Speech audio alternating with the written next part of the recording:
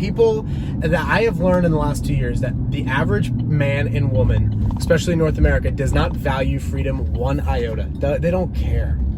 And that's just the average person. Yeah, it might have been an American trait back in the day, and there's for sure a large portion of the population, 5%, 10%, I don't know, that really values their freedom even more so now. But on average, the average person doesn't care.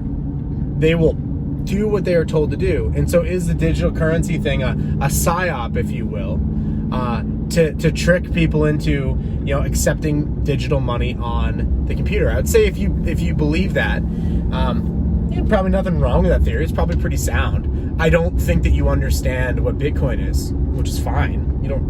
I don't think you understand like what it actually takes in electricity to produce at this point in time. That there is some value there, however you want to view it.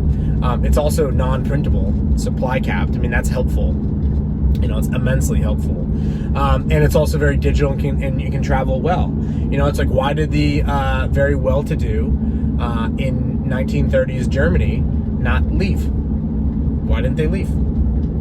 You look at this and you're like, man, there's this mass psychosis that occurs in societies for sure, and it's a disease of the mind, and it spreads for sure. But also, they couldn't just pick up and take their wealth with them. How much easier would the decision have been if you could have just picked up and taken your wealth with you? And that's why I think moving some of the wealth to a digital form, it's not a bad idea. I mean, of course, it has to be universally accepted or accepted amongst another person that you want to trade with. But everyone that I want to trade with is in that network.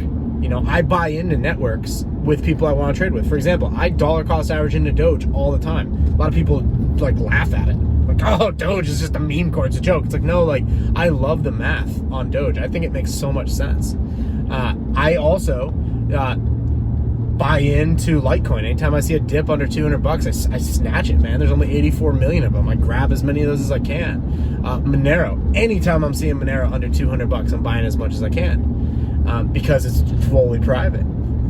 And I genuinely think if we get to a crazy event, the anarchist types, the libertarian types, the original people that I saw get into Bitcoin first in 2011, those types are really into Monero. And so I partake in stacking as much of that as I can. Yeah, it's digital. Yep, it's on the computer. Yep, I have silver. Yep, I have gold. Yep, I have copper. Because I understand the value of a true private form of payment.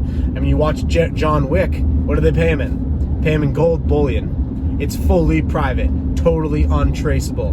I love gold. It's payment in and of itself. It doesn't rely on electricity or a network or cell phone tower. It's just done. So, I think you have to run all of these different plays in your playbook to be successful, to get through this last few innings of this game, of this debt cycle, this last fourth quarter, if you will. I know a lot of people aren't waking up to it, and they're going to wake up in the 2-minute mark where it's already too late. You don't have any points on the board, and it's going to be real hard to put any points on the board in that 2-minute mark for boom, great reset like moment. And by great reset like moment, I just think it's a changing of the rules, a changing of the guard, a changing of the elites.